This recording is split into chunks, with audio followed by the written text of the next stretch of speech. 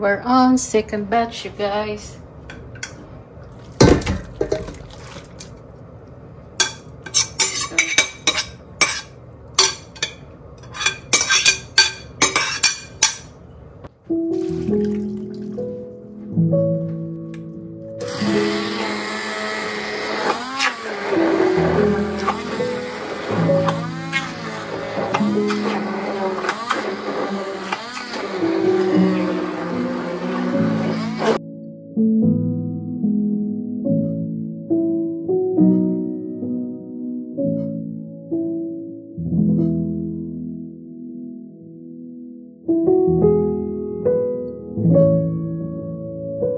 Yan guys, iniinit ko na lang tong ating mga pumpkin.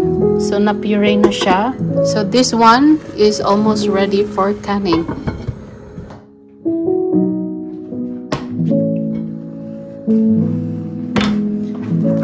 Yan. So very important guys, habang mainit siya, ilipat na natin sa bote para mapatay yung mga bacteria. It's gonna be easier, you guys.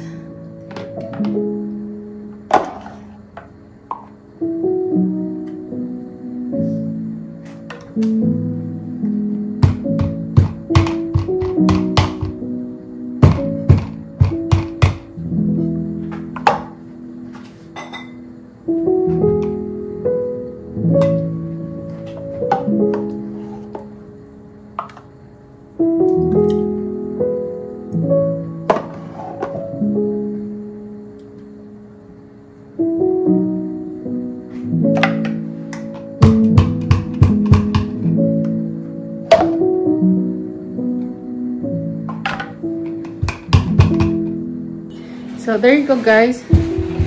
So we already filled this up. So the most important process, because I don't have pressure canning, so I'm going to use just the same water. I'm gonna do the water bath on this, but this is the most important process that I'm gonna do so that it doesn't get bad. So here I'm going to add the salt in the top so that it preserves. So I'm just gonna use my hand so I could scatter it really good. So that's like half tablespoon. And just think about when you cook it, yeah, that there's a salt on it, so you guys just adjust the taste. So we make sure there's a salt around in the top.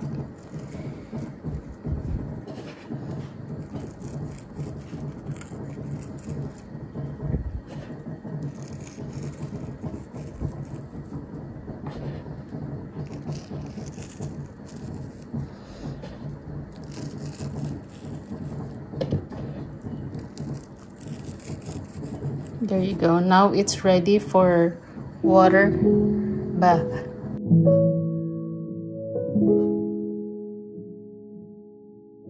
Then I will show Papa the paper, and then we'll clean it, and he will tell me what is here.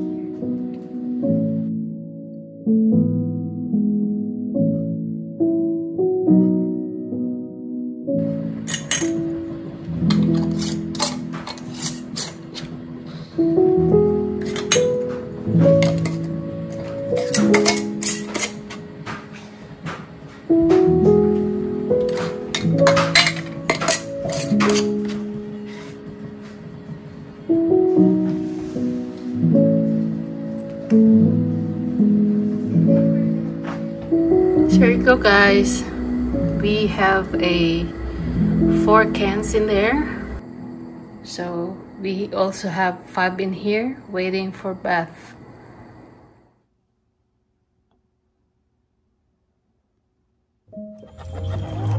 Good morning! Hi Gwen!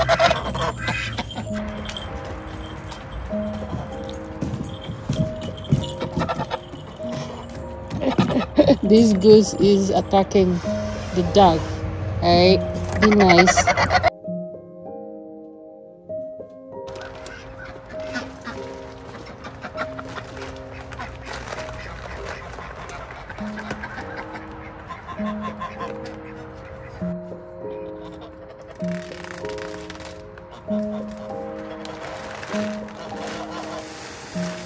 Yan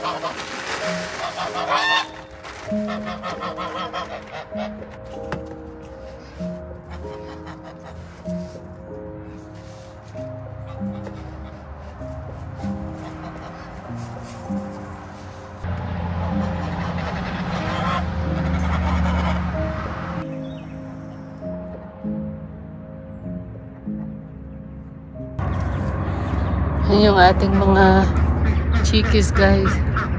Naghihintay ng pagkain. Hi!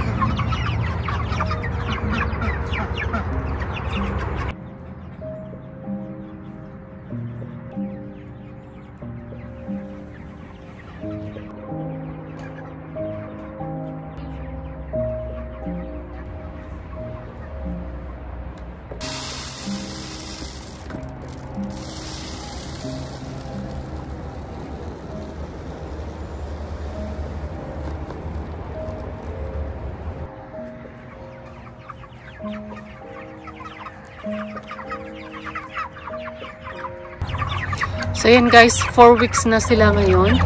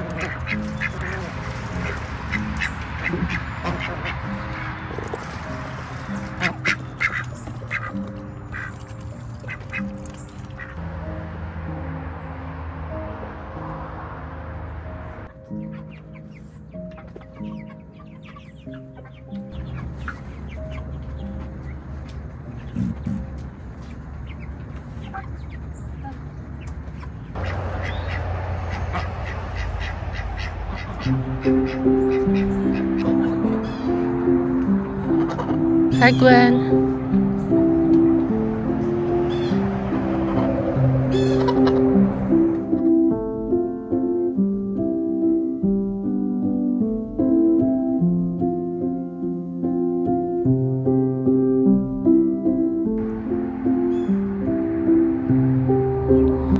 Good morning, guys. How are you today? And eto tayo naman maaga natin ginawa yung ating chores today. Kita nyo guys, halos mag-frost na. Sobrang lamig kaninang umaga. No, I mean it's still morning. I mean alas 8 pa lang.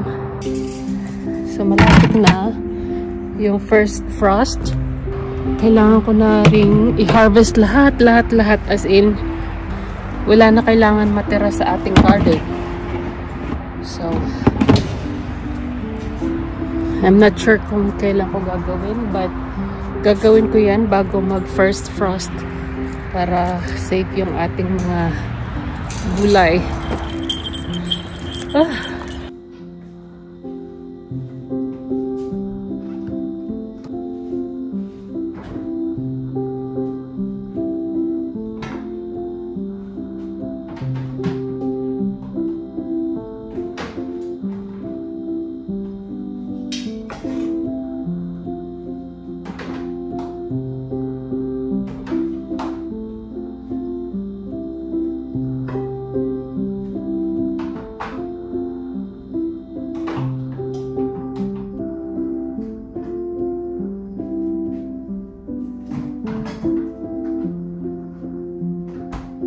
Here you go, guys. So the pumpkin puree that I made yesterday, so I put them in the fridge because I don't pressure can it.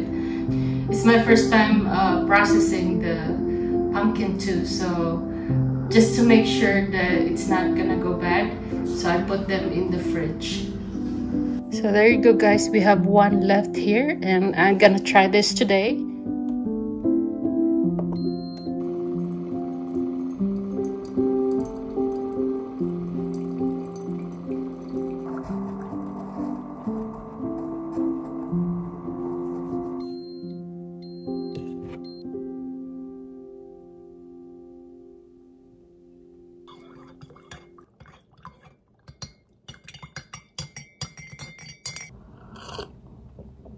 Kape tayo, guys. Alam niyo ba, guys, simula nung summer, nung nag-umpisang mangitlog yung aking mga alagang itik, hindi na kami bumibili ng itlog hanggang ngayon. Kaya nagpapasalamat ako sa aking mga alagang masipag mangitlog araw-araw. Yung mga manok namin, hindi naman lahat nangingitlog sa ngayon. But yung sa itik lang is worth it na yung aking pagod sa pag-aalaga sa kanila. Ito ngayon, ipaprocess ko naman yung kanilang mga itlog. Gagawa ako ng pickled egg.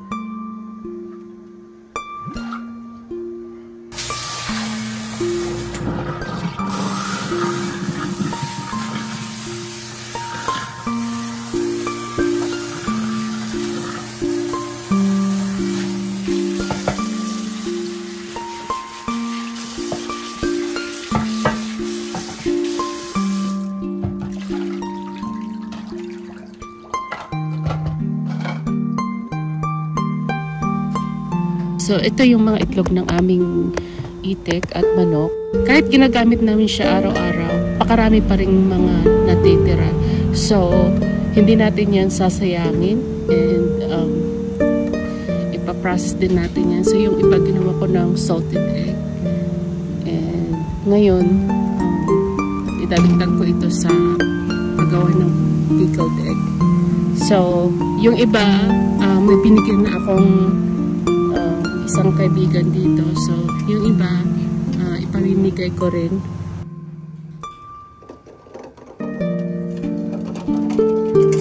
Ito guys, at napakarami nating ilalagang itlog today. And, naglagay lang ako ng 2 kutsarang baking soda sa ating pagpapakuluan ng mga itlog. And then, para mas madali siyang balatan. So, yan. Thankfully, meron tayong mga anak na tutulong sa atin sa pagbabalat ng mga itlog ngayon.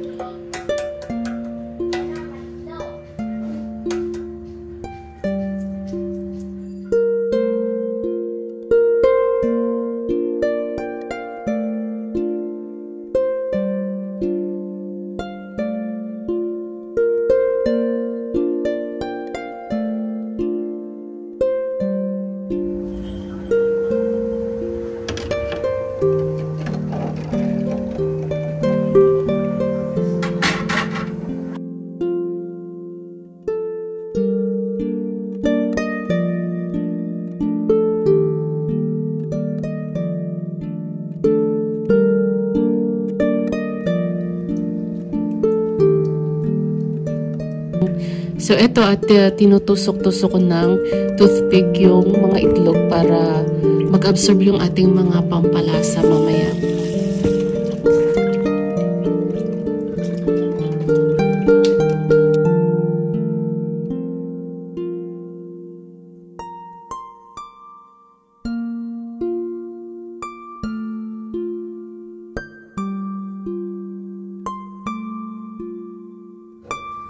So, at ito na nga guys, titimplahin ko na yung ating brine, ang ating pampalasa sa pickles.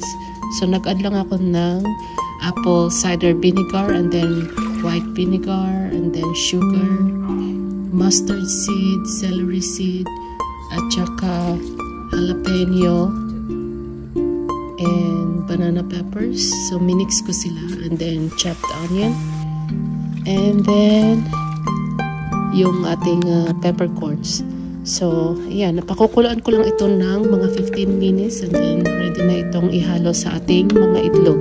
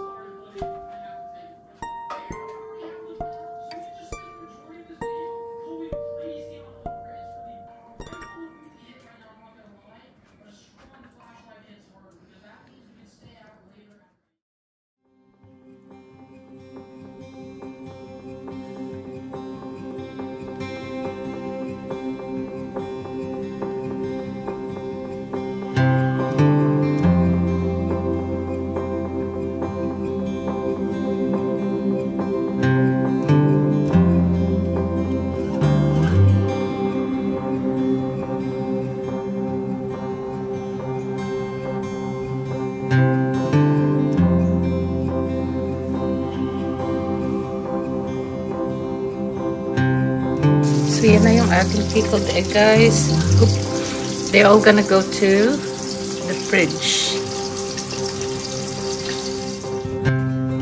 Ito naman, guys, at binubutasan namin yung bucket para sa bagong feeders ng ating mga meat birds. Kasi para malaman natin kung gaano karami yung kanilang nakukonsume sa isang araw kapag hinayaan lang silang kumain ng buong araw. So, right now we have 23 meat birds